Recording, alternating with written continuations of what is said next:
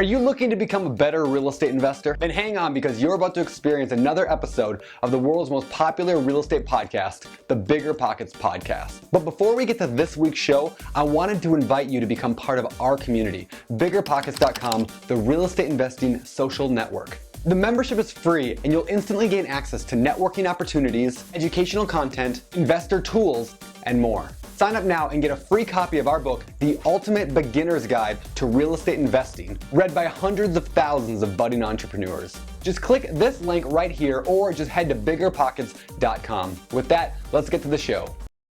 This is the BiggerPockets podcast, show 106. You're listening to BiggerPockets Radio, simplifying real estate for investors large and small. If you're here looking to learn about real estate investing without all the hype, you're in the right place.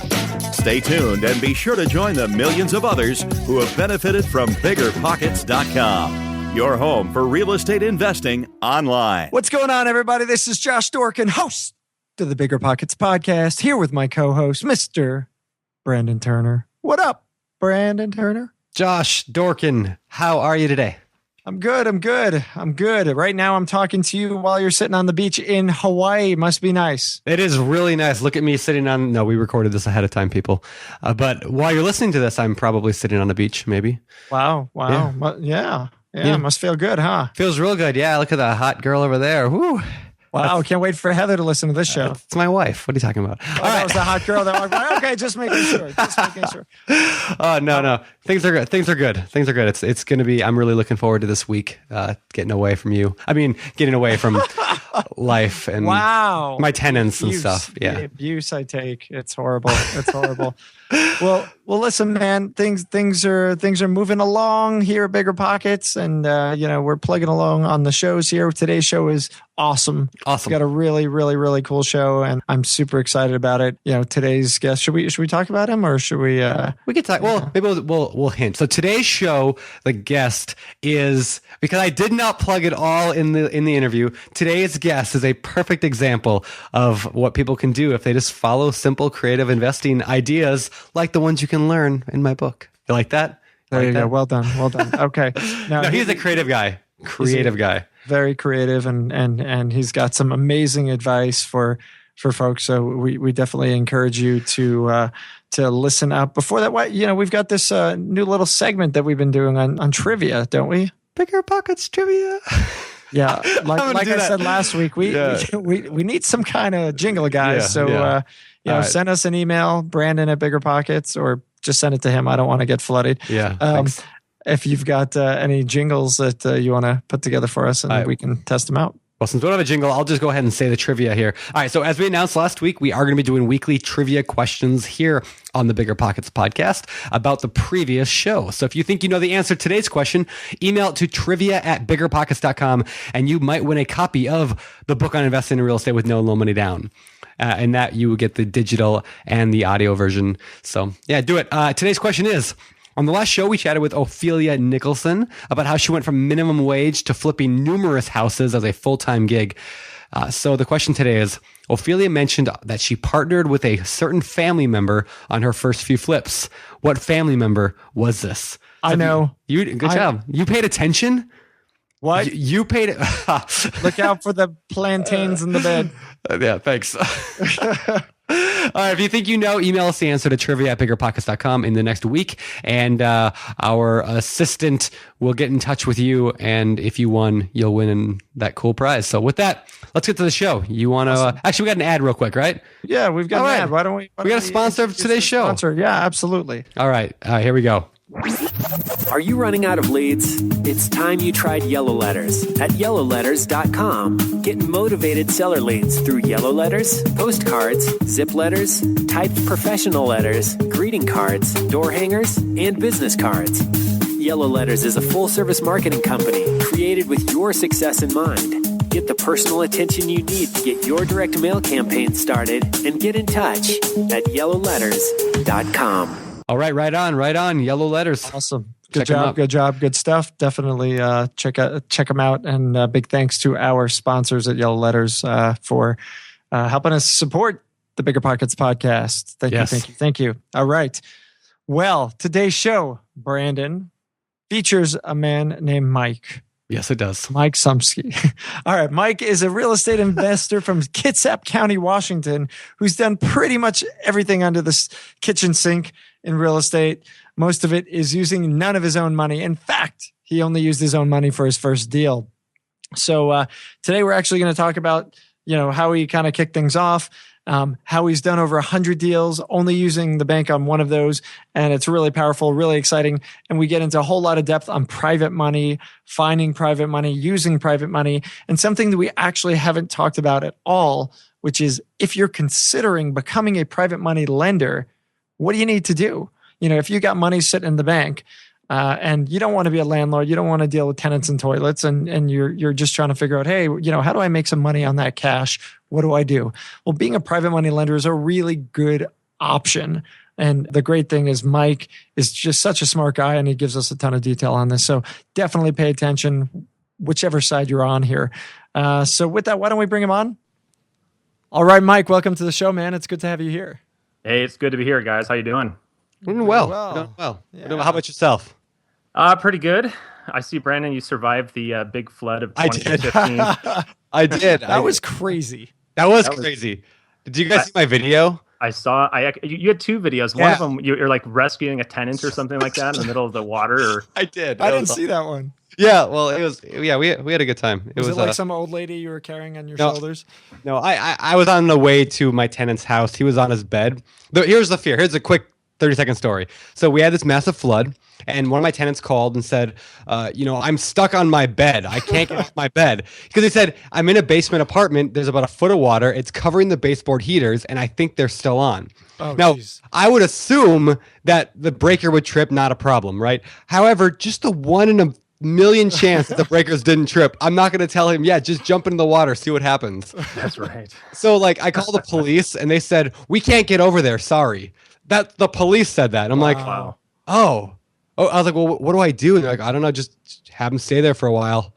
And I'm like, oh, that's not a good idea. So my wife and I went and bought boots, and we got into the water, and we walked over and shut his power. We actually broke into where the water heater, because I didn't have my key with me, broke into where the electrical panel was, shut the heater off, and then moved him out. Well, I know rubber kind of protects you, but if you're in rubber boots that are up to your knees or waist and you're walking through water that's electrified, I don't think that matters, does it? I don't know. I'm not an electrician, son of one, but I don't know, but I was okay risking myself. I just didn't want to get sued by telling him to jump in.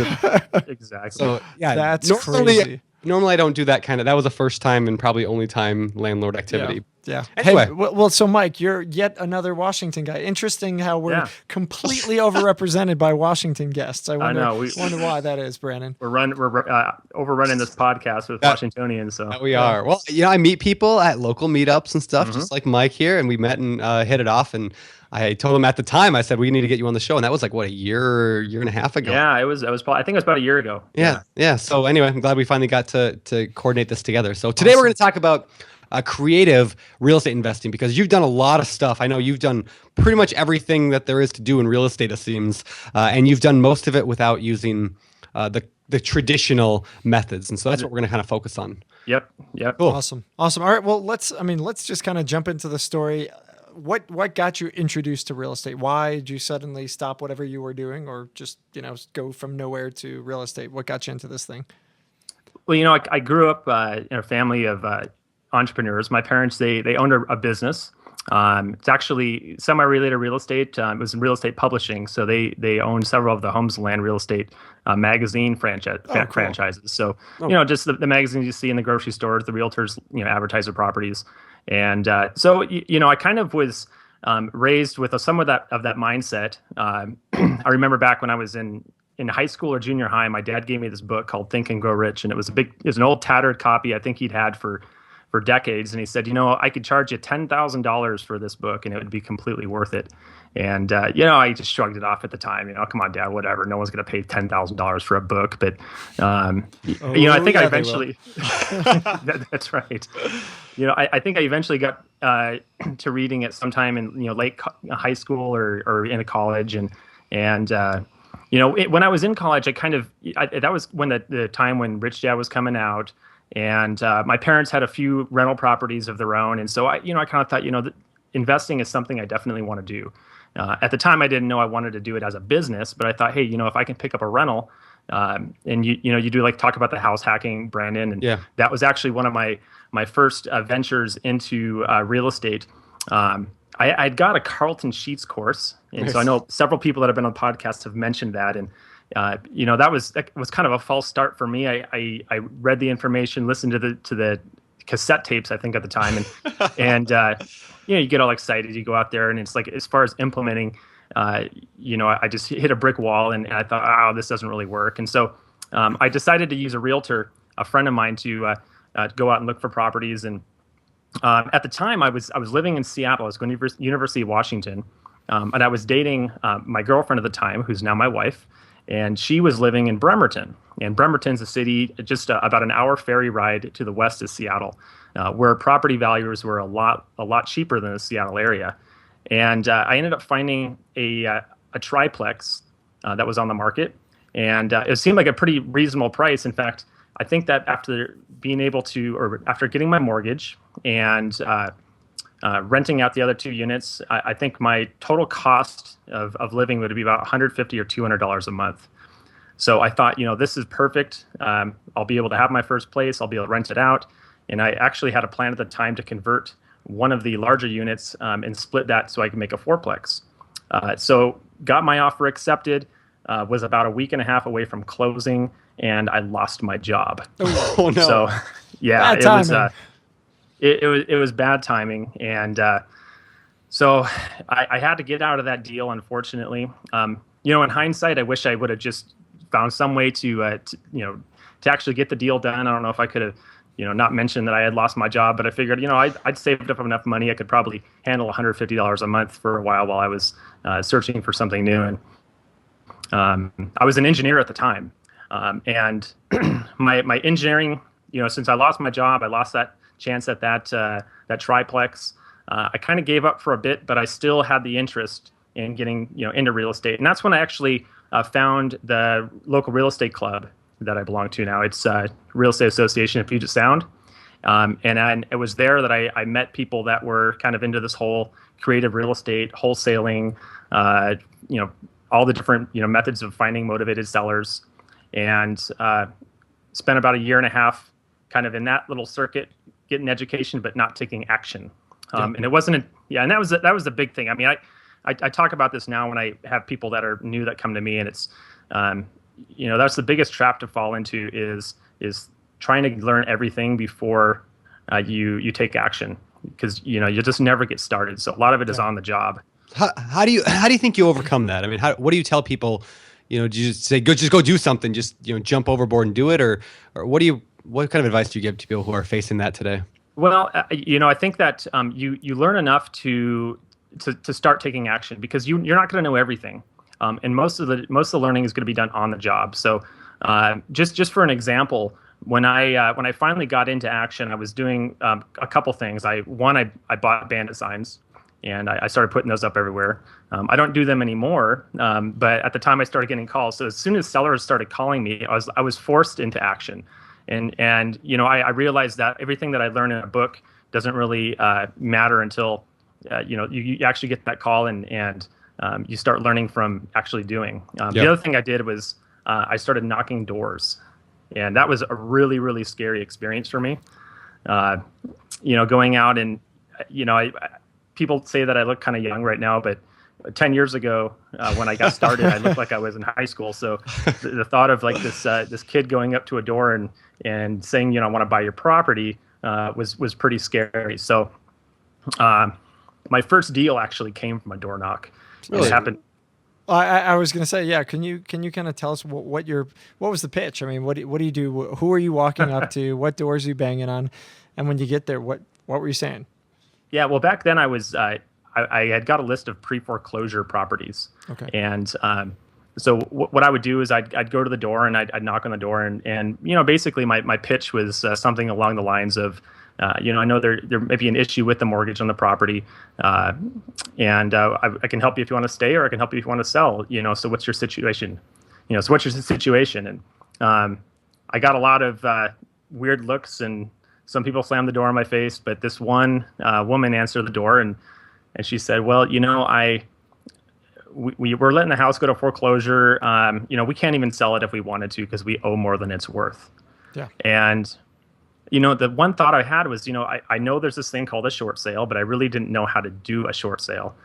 So I just mentioned what I knew about it. I said, your bank may be willing to let you sell for less than what you owe.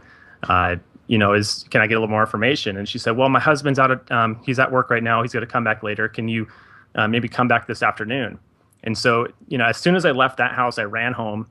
This is, long before I discovered BiggerPockets. Hey, Mom. Yeah, I need some help. Can you make me lunch? Yeah. And so, it's actually funny. I think I might have.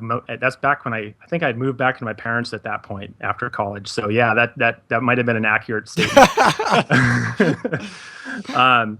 But at any rate, I went online and there's, I found a real estate forum that I used to post to every now and then. And I just put it out there. I said, I have the seller and they want to do a short sale. What do I do? And I got a lot of help. And I was able to get enough information to go back with the purchase and sale agreement and, get this house under contract at a price that I thought would work as an investment. I really didn't know anything about private money or how to finance.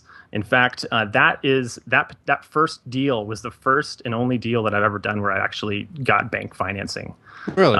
Yeah. So I stumbled through the short sale process. I asked for a lot of help from local real estate investors when I come up to a problem, and I actually got this deal accepted. Nice. And then I proceeded to do the cardinal sin and these types of transactions. Which I didn't know it was a bad thing at the time, but I thought, hey, these people didn't want to move.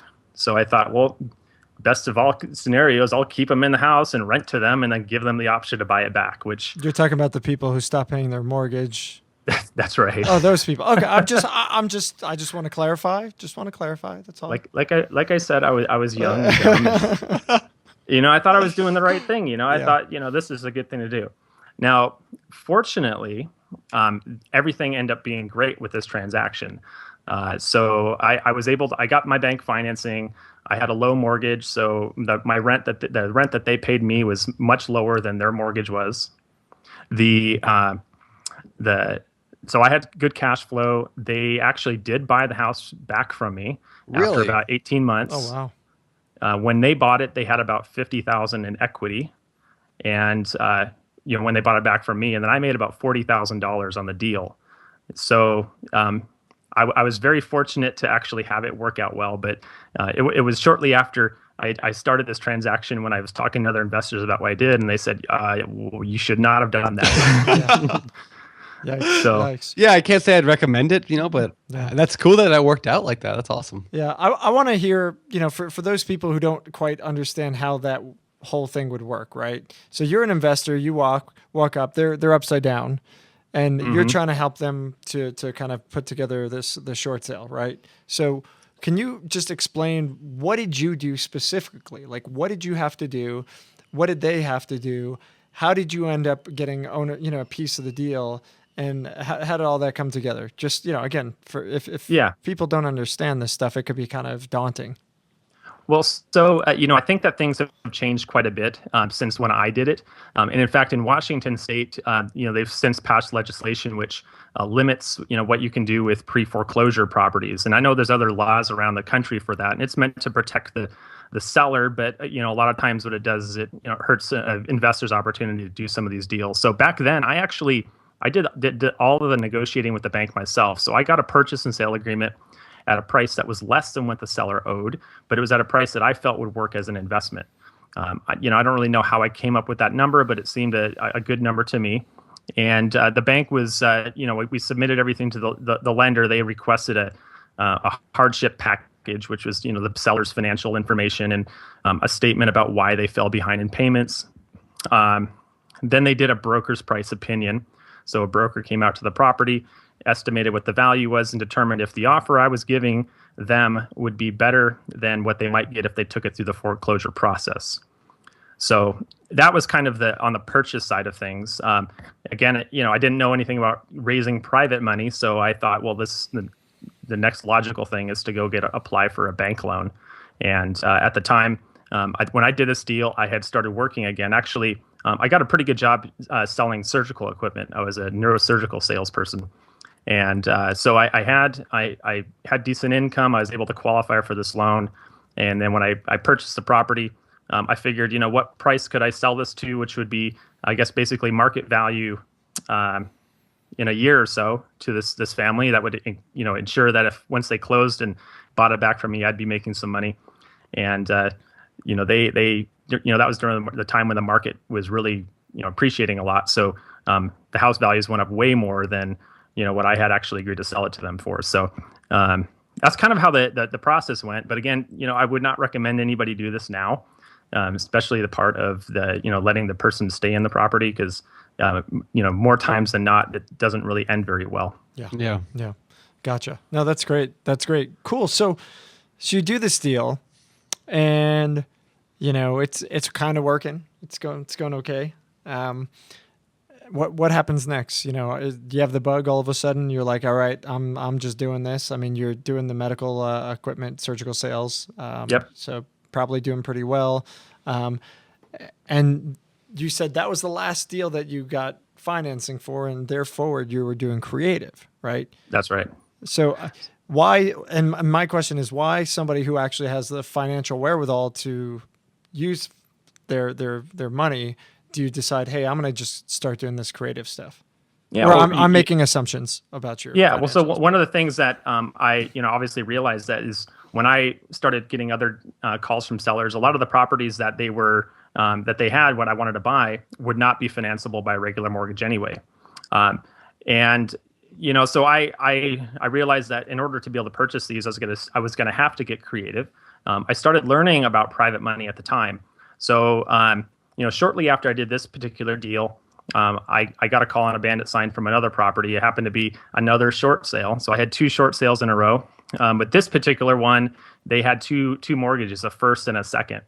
And one of the investors that had helped me, give me some advice on doing the first short sale, I came to him and I said, I've got this other deal.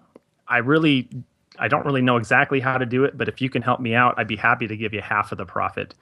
And so, that's one thing that I've learned, and I've actually, kind of taken now that I'm a lot more experienced and people come to me. I realize that, giving up half of this investment to an experienced investor that allows me to learn while I'm doing is, I'd rather do that than get all of nothing. Yeah. Yep. So the second deal, we actually short saled the second mortgage and took the first mortgage over subject to. So they had 2 loans. They were overfinanced, but the first mortgage alone was low enough that if we were to buy the house by just discounting the second and take over the payments on the existing first loan, then we could buy the property without very much cash out of pocket. So I don't know if you want me to describe kind of how that works a little bit, but allowed us to get into the house with less than $5,000. Yeah, sure. Let's hear it. Maybe you can go a little more into that. Yeah, well, I mean, I don't know the exact numbers. It's been so long ago, but let's just assume that we have a seller who owes a property that, for round numbers, is worth $100,000, and maybe they have a $70,000 first mortgage and a $35,000 second mortgage. Well, what I did at the time was the property was going into default. I contacted the seller, and the seller is not going to make any money from this, no matter what. They're basically, the only options they have are to try to reinstate the mortgage and keep the property, which that wasn't an option for them financially, or do a short sale. And so with that particular transaction, we contacted the second lender, who had, say, like the $35,000 second mortgage. If that was to go to auction, that lender would get nothing. Yeah. So what we did is we negotiated so that instead of getting nothing, they got, I think it was $1,500. So we discounted the mortgage over, they say, $33,000. Wow. And bought the property by cashing out the second loan and taking over the debt on the first mortgage subject to. So the debt stayed in the seller's name, but we bought the house. And when I say we, it was me and the partner that I talked about giving half the deal to. Can you talk about real quick? So you took it over subject to, and I don't know if we're gonna make subject to. We're probably not a major focus of this Sure. episode, but what are the downsides of that? I mean, that sounds really great, right? Like, I can just go take somebody's mortgage and start paying on it. Like, why is that not? Yeah, And their name stays on the note, and you get all the benefits without any of the headaches, right? I mean, win, right? Or well, there's definitely some things that you certainly have to disclose if you're doing a transaction like that. So essentially, what you're doing is you're buying the house, but the existing seller's loan is not getting paid off at closing. Right. The biggest thing that needs to be disclosed is that if the loan's not paid off, that there's a due on sale clause on that loan, which can give the lender the right to call that loan due if it's title transferred. So the seller basically is putting their credit in my hands at that point. So you definitely have to disclose to the seller in writing that they completely understand this is what's going on. That at the time I really do subject to anymore because I've had a chance to be able to get a pretty good private money, so I can pay cash for most of anything that I purchase now. But at the time, it was the reason that the seller would be willing to do that is they didn't really have any other options. They're probably going to lose the house to foreclosure. And I was able to show them that, we are going to be bringing money in to purchase this house. We're not going to get paid until their loan ultimately gets paid off. So, we have a high incentive to do everything that we say we're going to do so that we can ultimately resell the house and get a profit. Yeah. So, that's kind of how that transaction went down. And I started learning about private money shortly after that one. So I started doing more cash transactions rather than the creative subject to type deals. Okay, so for those people who don't know what private money is, I want to touch on that quite a bit because that's one of the things that I've heard you talk about before, and I think is awesome. So, but before we get there, Matt, I can ask you a couple kind of setup questions. First of all, how many deals since that point? Since you've only done one with bank financing, how many have you done since then? Or do you? I lost count, but it's probably somewhere around 120 to 125 deals. That's awesome, and only a bank on one of them. And only a bank on the one. Wow. Yep. And what kind of deals are those? What do those include? Yeah, there's a good mix in there. I started wholesaling, and I continue to wholesale. So basically, that's negotiating a good price on a property, but finding a rehabber who would pay me for the right for me to be able to sign that contract over to them. So I've done some quick wholesale transactions. Where obviously I don't need any money.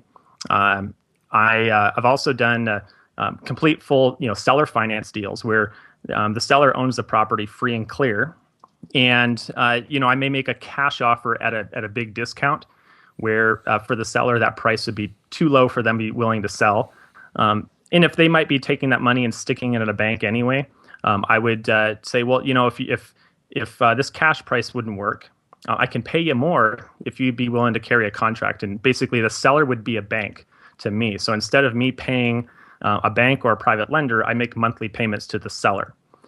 So that is another way that I was able to do transactions without any of my cash, or getting bank financing. I own quite a few buy and hold rentals now. Let's see, I've done seller financing, short sales, subject to wholesaling. I do a little bit of everything, but it's not a lot of any one thing. I wouldn't say that I'm a big expert at just one particular strategy. I guess I kind of learned to be somewhat of a transaction engineer. So I go into a situation where a seller has a problem with the house, and I figure, how can I solve that problem and make a profit? It may mean buying cash at a big discount, or it may mean getting the seller a higher price if they can have more flexible terms. That's great. So that's great. And I think, to everybody listening, that's your job. As a real estate investor, your job is to solve the problems of the sellers, and you pick it up and do with it however what you're going to do with it, right? That's awesome. I know, Brandon, I know you wanted to kind of dig in on the private money stuff. Yeah, I mean, why don't we just do that? I mean, what is private money, and how does it work? So private money is where you get use other people's money in order to purchase real estate. Okay, so and when I say private money, I have a distinction of private money versus what some people call hard money. And hard money is typically loans that are made by people that loan money for a living. professional money lenders. Yeah. With hard money, you're usually paying a higher interest rate, and you're often paying points. And those loans tend to be short-term loans, because a hard money lender's job is to be able to churn that money as fast as possible. If they're getting 4 points and 12% interest, that money will make more money for them if they can re-lend that amount out frequently. So say every 4 months or every 6 months. So generally those types of loans, they're very valuable, I think, for an investor to have in their arsenal, to be able to just pay cash for a place by using a private or hard money lender. But there comes a point when you're limited on the types of deals that you can do if you are just limited to high interest, high points, short-term money. Yeah. So private money, in my opinion, would be more classified as money that is other people's money. It's usually lent by somebody who's not in the business of lending money. You're usually able to get that money at a lot lower interest rate and usually a lot longer time frame. So, and in fact, I found that it's sometimes easier to get low interest private money than it is to get high interest private money. Interesting. Yeah. So, private money could be your mom, it could be your uncle, it could be the postman, it could be the guy at Kinko's, right? That's right. Okay. And I'd love you to explain that last thing. Why have you found it easier to get low interest private money versus high interest private money? Or how are you doing that?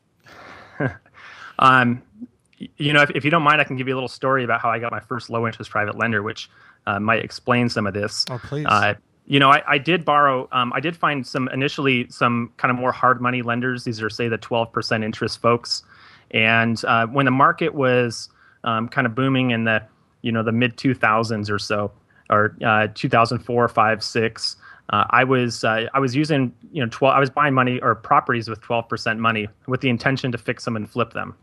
So it works pretty well if you're fixing them and flipping them. But if for some reason you can't sell a house, it's really hard to cash flow a property with a 12% interest loan. So Yep. I happen to have one of these properties that I intended to flip. And, I got a 12% loan with a 6-month balloon payment. And this was back in 2007, which was kind of right near the top of the market. So this particular house I fixed up and was, tried to sell, and I couldn't. I lowered the price and I still couldn't sell it. And so, I think I had, $210,000 at 12% interest, which basically that's a $2,100 a month payment plus taxes and insurance. And the place could maybe rent out for $1,500 or $1,600 a month. So I was in a little bit of predicament. And, coincidentally, I knew a person through my wife's side of the family who I'd met and talked about real estate quite a bit. And he had a lot of rental properties. He was a retired, he was still a landlord, but he was retired from his main business. And he just basically managed his rentals. And so, I had a sincere interest in learning from this guy. And I ended up asking him if I could buy him lunch and kind of pick his brain about real estate. And while I met with him, I was starting to talk about what he was doing with his properties and his history as a real estate investor. And I found out that he owned a lot of rentals, and a lot of times he sold houses on contract. So I think when an investor sells a house on a contract, they're usually longer term notes and they're usually at lower interest rates. Yep. So it was pretty clear that he was happy with a little lower rate. I didn't really discuss any particular deals with him at the time, but I stayed in touch with him, and I think a few weeks after this meeting, I sent him a letter, and I thought, I'm wondering if he would be willing to invest on this deal so I can refinance out of this 12% money. And I thought, if I could get it down to say 9%, I'd probably be okay. I'd have a little bit of a negative cash flow, but it would be enough that I could probably sustain until I sold it. So in this letter I wrote, I thought, I need to leave a little room for negotiation. So I asked him if he had $210,000 that was not earning a 7% return, and if he'd consider investing with me on this property. Well, instead of really negotiating, he came back and said 7% seems about right, and he said, when can I see the place? So I about stumbled out of my chair when I heard him say that. Nice. I thought, gosh, there's in the past, the way I was taught about private money back at the time is it wasn't the cost of money that matters, it's the availability. So back then it was, a lot of the old timers that were teaching real estate, the gurus were saying, I paid 12%, I'd pay 15%, 5, 10 points. It didn't matter. As long as I was making money, it didn't matter what I paid. So I kind of had a fear of asking for a lower rate because I thought there's no way that this smart person here is going to accept it. But, he did. And a week later I had, $210,000 at 7% and refinanced out of this other loan. And it allowed me to now rent that property and have essentially a break-even cash flow. Yeah. So the biggest lesson at that point was, smart investors with a lot of money think 7% is a great return. Yeah. And it is. Well, you got money in the bank making 0. What percent? Absolutely. I mean, 7% absolutely. is a gimme. That's right. And the stock market in 2007 wasn't going to have a real future for the next couple of years. So. Yeah, and so the biggest lesson, and Joshua, when you're asking, why is it sometimes easier to get low interest money than it is high interest money? What I found is that for the folks that you want to borrow money from, that you want to invest with you, they often equate high return with high risk. So often a double-digit interest rate return is a little bit scary because for most of us, especially if you've not been doing this for a long time, as far as like hard money lenders, they understand real estate. They understand it's secure. They invest money at a low loan to value. They can ask for those high returns, and it's a good investment for them. But for the folks that want their money just to kind of sit there for a long time, earning a consistent return, when you hear double digit returns, you think, oh, high return, yeah, it's cool, but that's also comes at a high risk. Yeah. So 7%, and I'm basically down to 6% for most of my private lenders now. I love that. Like that low, relatively low interest rate private money is what every real estate investor would love to have. Yeah. That is the golden goose or whatever. That's amazing. So maybe you can offer some advice to the listeners and to me. Do you just ask the guy? Is that as simple as sending a letter? Is there a method you would recommend for people approaching people about the private money? Yeah, well, I think with my first low interest private lender, it was a matter of, he'd been doing it for a long time. He's retired, but he was buying real estate when he was my age. And, I think that by meeting with him and kind of picking his brain, and talking about my business and asking him about what he did when he was my age, maybe he saw a little bit of him when he was younger in me. Yep. And, I was genuinely interested in learning from him and asking him questions and getting his advice. And, I think that he saw that, I was somewhat of a go-getter. I could recognize a deal. He obviously understood that, he understood real estate. In fact, most of my private lenders, almost all of them, actually, I think all of them, they've owned a lot of rental real estate in the past. And they're kind of to the point now where they love real estate, they're interested in it, but they're not interested in managing tenants or dealing with toilets and, all that stuff. But they know that an investment that's secured by real property, that's purchased at a discount, that is an income producing property is a pretty good bet when it comes to security. Oh yeah. Okay. Yeah.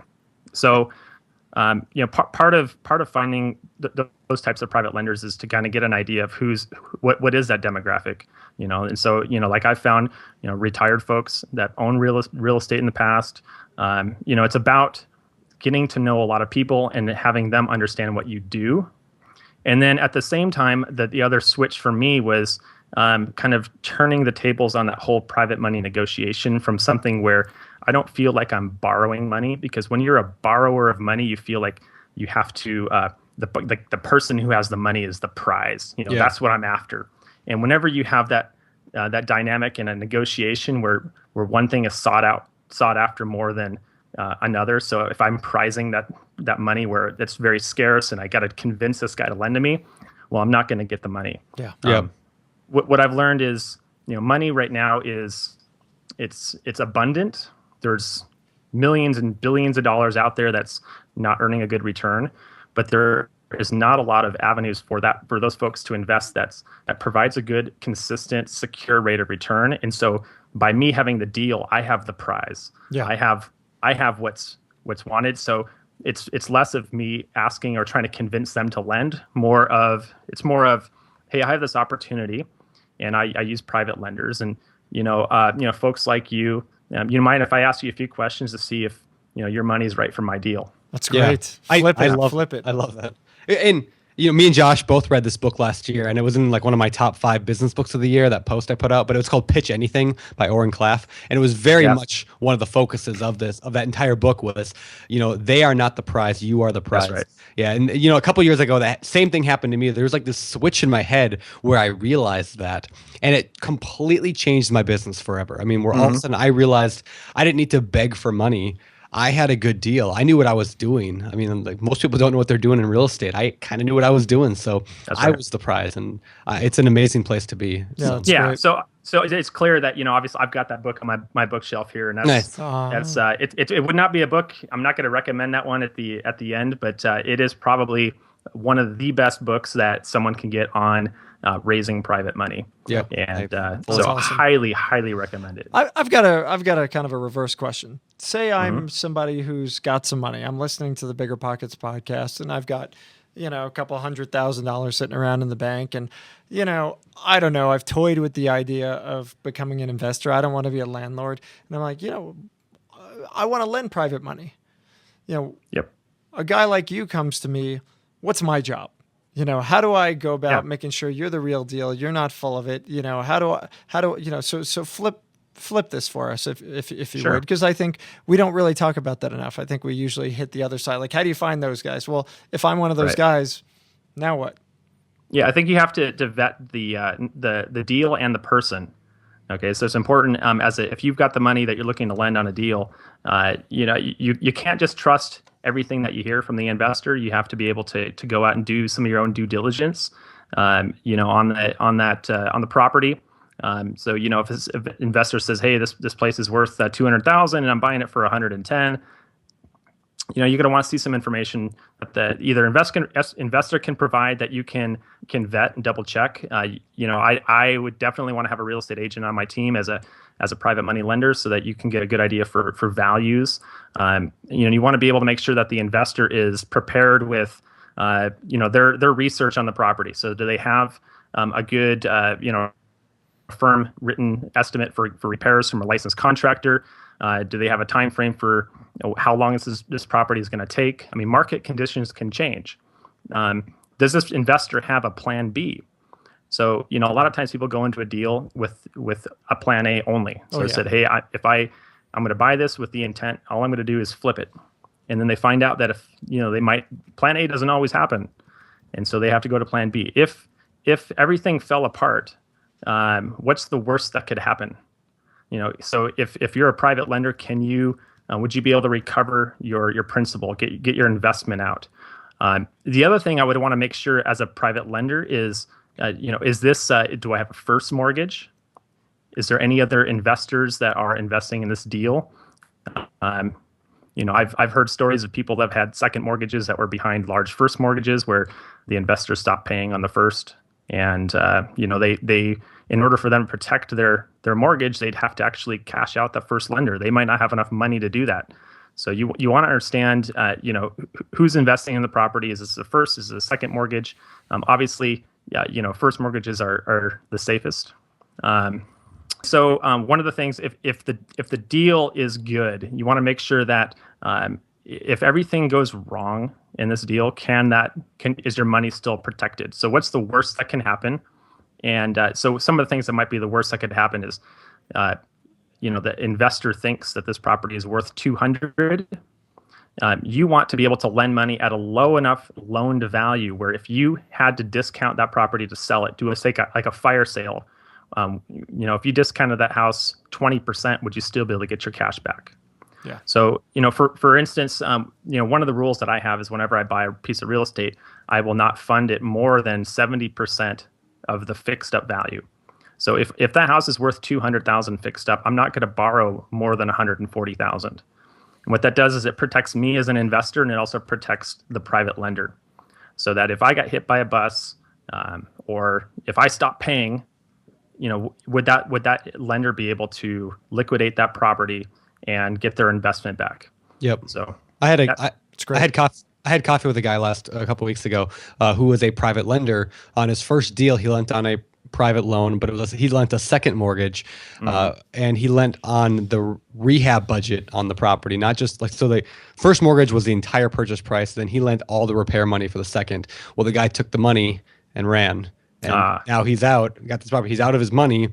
The property's not fixed up. It's right. Yeah, and so he has just nothing he can do. I mean, they can foreclose, but his second mortgage isn't going to get anything. And I mean, those are the dangers that when you don't necessarily know what you're doing when you get into it. I mean, everyone makes mistakes, and I actually think he'll be able to turn it around. Like we talked for quite a while on how he can, probably rehab it himself and at least get most of his money back. But yeah, I mean, there's a lot of dangers in private lending, and that kind of shows what could happen. Yeah. So as you bring up a good point. So when I borrow private money, I do borrow the rehab funds, and my lenders have been doing this long enough that I can borrow the full amount of the rehab at closing. But if you're going to lend private money to somebody for the first time, I would not recommend giving that investor all of the money for the rehab. The first time around. So, for instance, if it needs $30,000 in fix up, you can arrange it so you're going to be doing draws. So you do enough money to close the property, and enough to get started on the remodel. Then be able to have somebody that can inspect the work that's being done, so that when it comes time for doing the second draw, that you can monitor that and release that money over time. That's how hard money lenders do deals. Yeah. So if you're a private money lender, you may want to kind of look and say, hey, what do hard money lenders look for?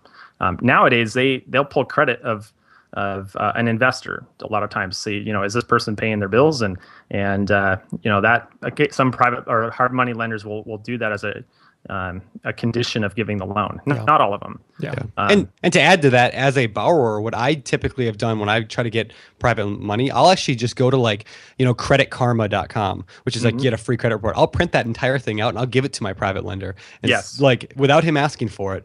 And that's right. Yeah, just up front, I want to be completely open. Here's what my credit history looks like right now. And that thing goes so far. I mean, that goes so far just in that openness to be able to attract money. So it's just and I do the same thing, and I highly recommend that. And here's the other thing: if you're an investor, you're borrowing money for a deal from a private lender. You have to do everything to make sure that lender gets paid, even if it means that you're not eating. Okay, so that's the one thing when the market was going up and it was easy to make money, things were great. But I was through this market when the market crashed, and I went from doing 2 deals a month, making a ton of money, to all of a sudden I was not buying nearly as many houses as I was in the past. I had a full staff and I had an office and a lot of expenses, but I always made sure that, if I had a payment due to a private lender, they were getting paid. Yeah. And, well, if you don't, the word's going to spread and you're never going to get anybody's money ever again. Absolutely. Yeah. Yeah. So where would I, all right, we talked about the reverse. Let's go back to looking for lenders. Mm-hmm. It's all about relationships, right? I mean, what's the best way to formulate a plan to get your first private money? Is it, take everybody on your Facebook and take all your friends in your inner circle and say, hey, okay, who's got money? Hit those guys up. And then, see if they know somebody who knows somebody, or do you literally just, make sure to tell everybody that what exactly you do? Always make sure you're talking about real estate, and always make sure you let them know that, listen, there's a whole funnel of deals that are, always available, and I'm always seeking, funds to finance those deals. I mean, is that kind of the approach you take? Yeah. I don't go and advertise for private money. I don't hit my list of people on Facebook or LinkedIn or that sort of thing saying, hey, who's got money that they want to lend on a deal? Yeah. I'm much more subtle about it. I typically, I like, people know what I do. I've been a full-time real estate investor for 10 years. They know I flip houses. Flipping houses and rental properties and that sort of thing. It's a sexy business. A lot of times people have questions about it. So, if it comes up in discussion, a lot of times, people ask me questions about what I do, because, creative real estate investing and, people see all those houses or shows online about flip this house, and and they go, wow, that's so you're like those guys on TV. Just like them. Just like exactly. All that drama and everything, and no, but in the process of discussing this, I mean, occasionally that will come up where someone will say, you do this for a living. I didn't think they're giving mortgages out, or I heard that's how do you fund all these? You have cash, and I said, well, no, I actually use private lenders. Folks just like you might have money sitting in the bank or a CD and not getting a secure return. So a lot of times people will invest with me, when I buy my real estate, and it's kind of like a push-pull type thing. I never try to get too eager. Again, it's that pitch anything book where you want to be the prize. You don't want to be out there begging for someone to work with you. So, I usually play a little hard to get. I might say something if they ask about, are you taking on other investors or something like that. I might say, well, I've got a lot of investors and lenders that are waiting for other deals. So, at this point, I probably wouldn't. I'm probably not taking on too many other investors. But hey, if something falls through in the future with somebody else that's got a deal or somebody else that normally would lend to me, I mean, do you want me to contact you? I can't guarantee it'll happen in the next year or so, but is that something you want me to touch base with you about? And sometimes I'll say, yeah, I'd like that. So, cool. It's about getting the word out of what you do. It's not being too eager, not throwing up over somebody about borrowing money. And I think it's also about putting yourself in locations and situations where you're around those types of people. So, landlord associations. I haven't actively done this, but I've heard of some people say, go to like charity events. Go to charity events. You're obviously surrounding yourself with people that have a lot of money, and it's about networking and just being yourself and expanding your network. Is that kind of like going to a funeral to pick up girls? I mean, is it like a Vince Vaughn, Owen Wilson thing? Oh man, that's a little unkosher, but I think that I'll give you another great source of private money is sellers. Funerals. Oh. Wait, what'd you say, Brandon? Funerals. Jeez.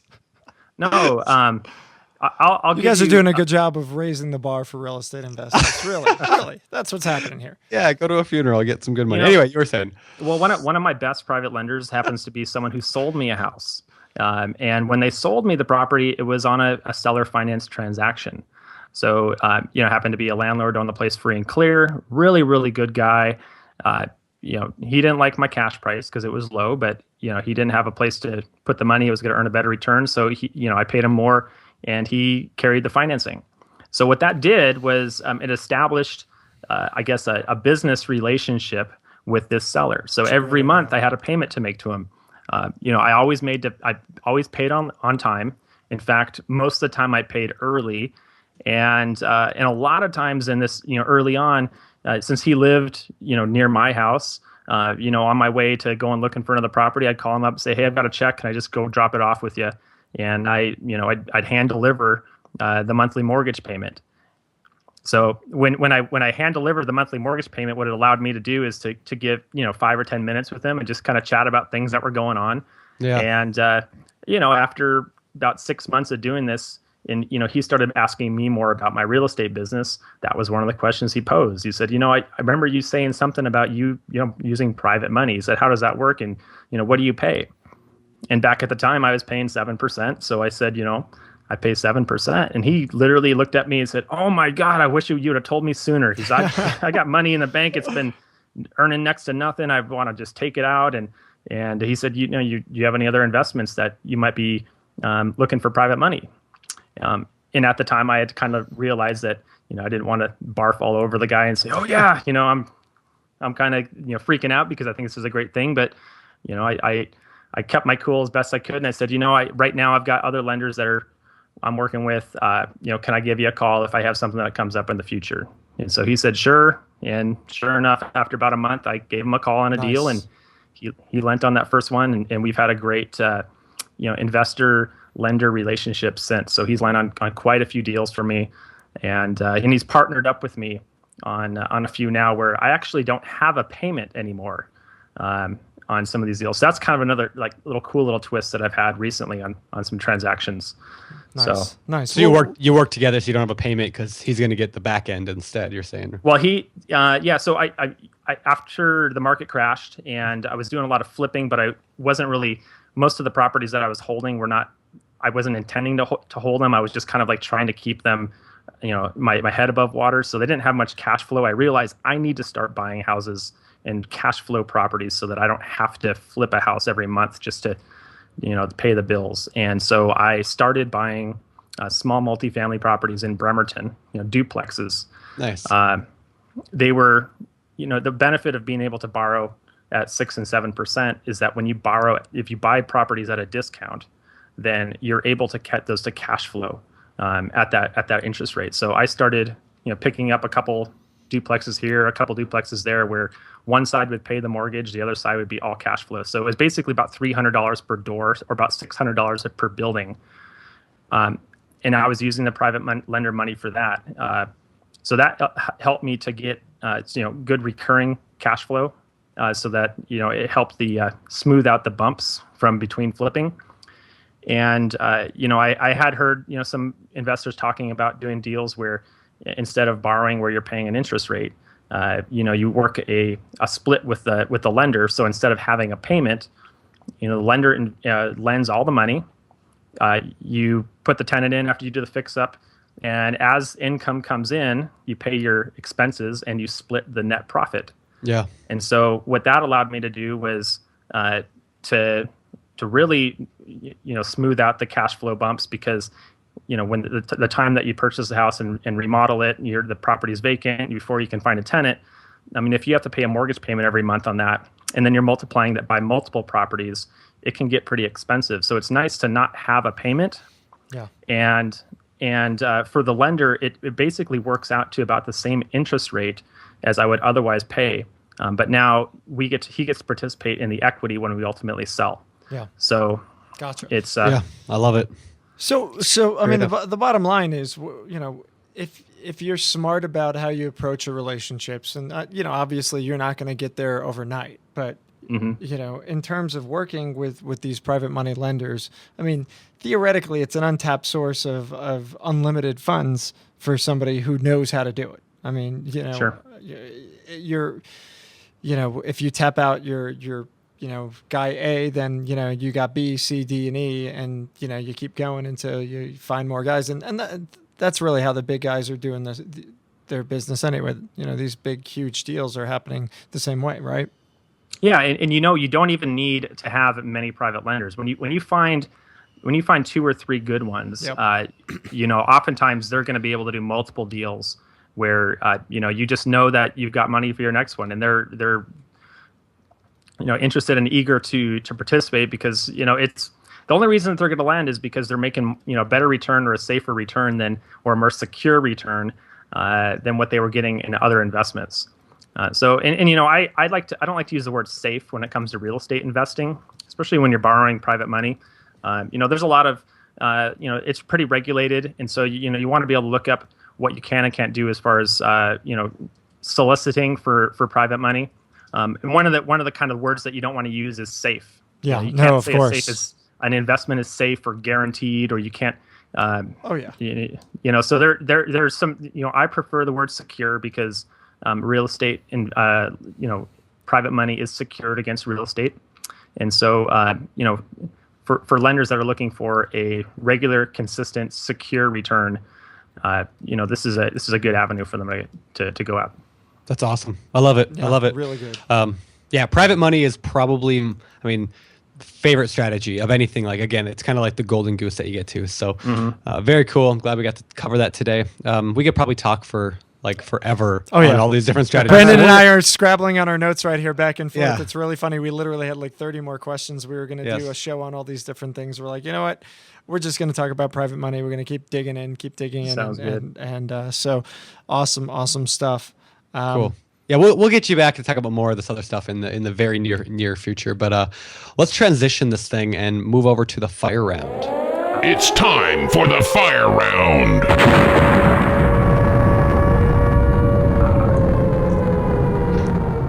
All All right, the fire round. These questions come direct from the BiggerPockets forums, which people can get to by going to biggerpockets.com/forums. They can ask questions, answer them, whatever. First question I'm going to throw at you. How do I get the ARV or after repair value on a multifamily? So on a multifamily, I guess it depends on the size of the multifamily property, because multifamily properties are appraised differently depending on how many units. 1 to 4 units is considered residential. A lot of times they are appraised on the comparable sales approach. When you start getting 5 units and up, a lot of times they're appraised on the income approach.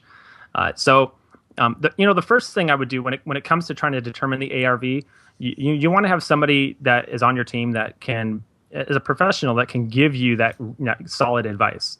So if you've never looked up comps on a house, there's a lot of online tools that you can get free, websites that you can start looking for properties and comparable values. But if you're looking for a multifamily property, you might want to contact a real estate agent who is familiar with multifamily properties, because again, they're based off of cap rates and a lot of other equations, not just on, hey, what's the nearest comp and how much did that sell for. So you got to look at the income and expenses and all that.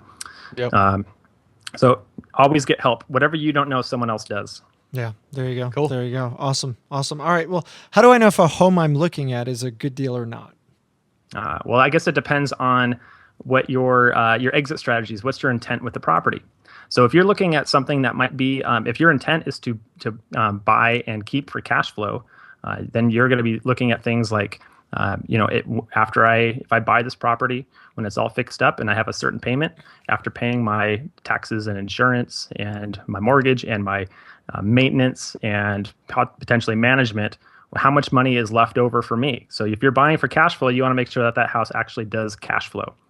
If you're looking at the property from a buy and flip standpoint, you have to determine, okay, if I purchase this house and I put all the money into it and I leave myself a little bit of a buffer in case I go over budget, how much equity will I have? And if I sold the house based on where I think the property would sell for, and after paying all realtor fees and accounting for holding costs, how much is left for me? And so you want to be able to set guidelines for what you consider deal. For me, if it's a buy, fix, and flip, I want to be at no more than 70 cents on the dollar. After all the fix-ups done, I want to have 30% equity so that I can use a real estate agent, try to sell it quickly, price it right, and still have, say, about 20% profit. Nice. Great. Cool. All right. Next question. I'm about to purchase a multifamily property, and I'm wondering what is best, a 15-year or a 30-year mortgage? That's a great question. I think that also depends on your goals as an investor. About if one of your goals is to pay that property off as quickly as possible, 15-year mortgages will save you a lot over time on the total amount of interest that you pay on a building. But I think that if the 15-year mortgage, because your expenses are higher, then your cash flow is going to be lower. So if a property that you're buying on a 15-year note means that you're going to have to feed it every single month, I don't think that's a smart way to go. I think it's important to be able to make sure that the investment pays for itself. So you have cash flow on that unit or that property from the day you buy it. That may mean going into a 30-year loan, because it'll allow you to have better cash flow now. And so if you can get away with a 15-year loan and still have good cash flow, then I like the idea of paying that off as quickly as possible, because that ultimately will allow you to increase, when that 15 years is up, all of a sudden your positive cash flow is enormous compared to what it was when you had that loan. Yeah. Makes sense. Cool. All right. What are the advantage of setting up my own management company to manage my own properties versus hiring it out? Well, I actually manage my own properties. What I don't do right now is I don't pay myself for management. I probably should. Oh yeah. So I might not be the best person to answer the advantages of doing that. I will, though, say that I've started using Buildium to manage my properties. I think, Brandon, you maybe tried that out once. Yeah, I haven't I used them a couple times, but I haven't fully committed yet. So I love Buildium. So right now I manage a little over 30 units, and I would consider myself now. I look back at how I did manage my properties before, and I think, man, I was a horrible property manager. Because I started off and it was like, rent was due in the first, but late after the fifth. So all my tenants paid, closer to the fifth. And, when you have mortgages due on the first, you try to create yourself a little problem when you have to float all that money before you have all your rents in.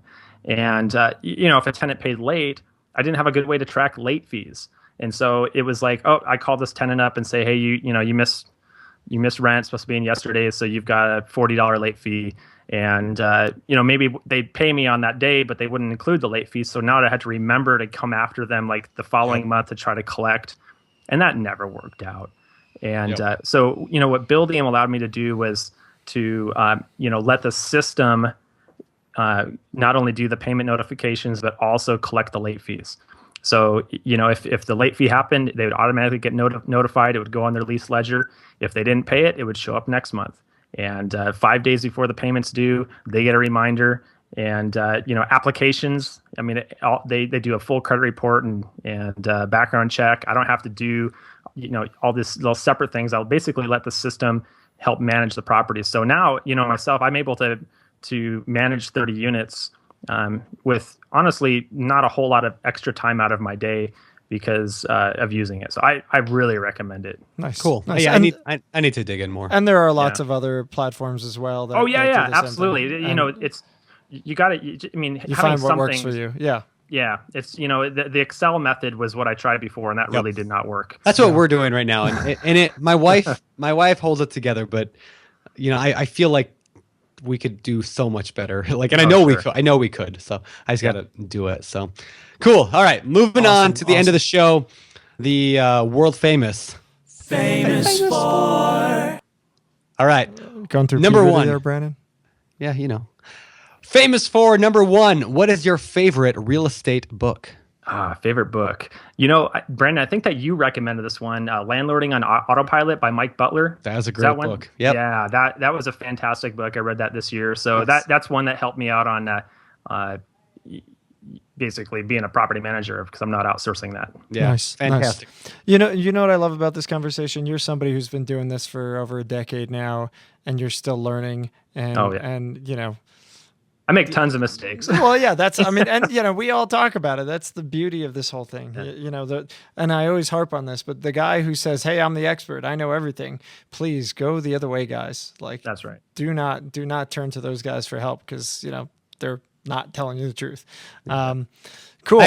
I came out and spoke at Mike's real estate club a while back, and that's one of the things that I really liked about you, Mike, is that you were so honest about like everything, about your struggles, about what you're doing, about what what you need. I just thought it was great, and so like I look up to you because of that, and I see you as somebody I can learn from because you're open and honest. And I wish more people realize that. Anybody who says that they're in this business and they don't make mistakes, or they don't lose money on a property or something like that, or most of them are full of it. I mean, you have to have some.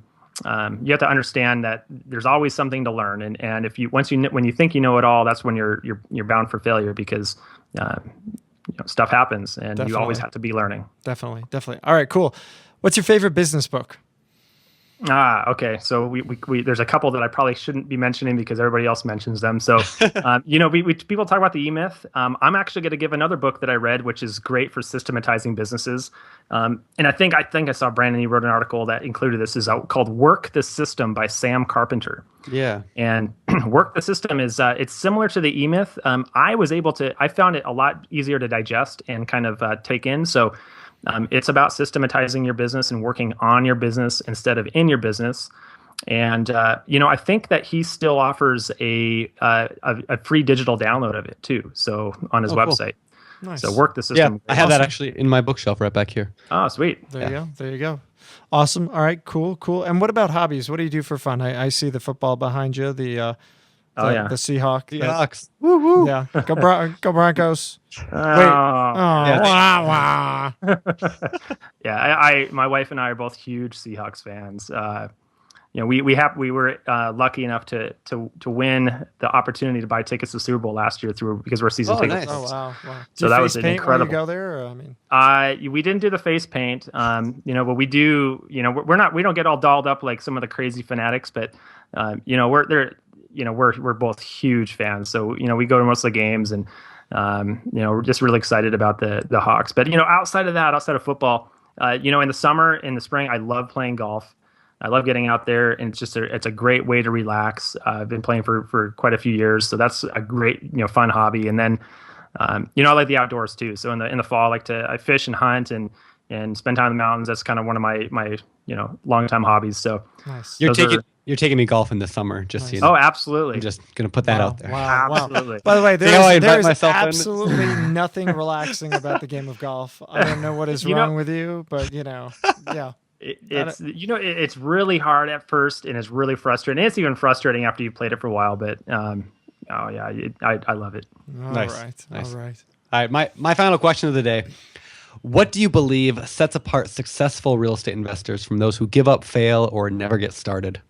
I think without a doubt, it's kind of relates to what I said towards the beginning about taking action before knowing everything. And, so getting yourself out of that education trap where you think you've got to learn the next quick tip or next, strategy to make money quick in real estate. You want to set yourself up so that you're into action, you're talking to sellers, you're doing marketing to get sellers contacting you. And then when you're along the way, that's when you get the on-the-job training. And you're not going to have all the answers, but what you can do is you can take action and you can check your work before you have to commit. So when it comes to, say, making an offer on a house, put the offer out.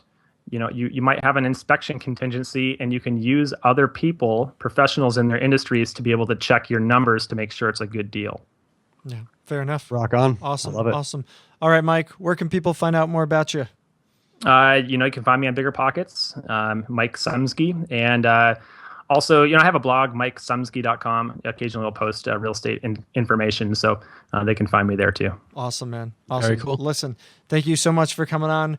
I think, as Brandon said, we're definitely going to have to bring you back and talk about some of these other things. This was great. Tons of amazing bits of information. So thanks for being here, man. It was a lot of fun. Thanks, guys. You got it.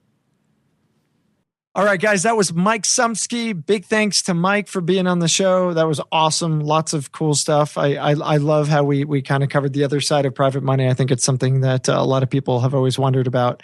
I thought it was awesome. Yeah, I think that's cool. I think it's nice to be able to see from both sides kind of how a private money lender thinks and how you can attract that. Because half of our audience probably is looking to borrow private money, and the other half is looking to lend private money. Yep. And that's the beauty of BiggerPockets, right? It brings everybody together. It does. And if you're not on BiggerPockets, then you should be.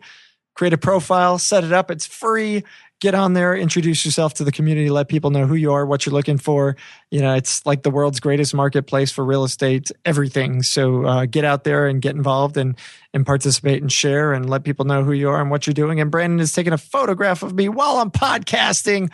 Unprecedented. Take the picture. I don't think he knows how to take a picture. Shocking. All right.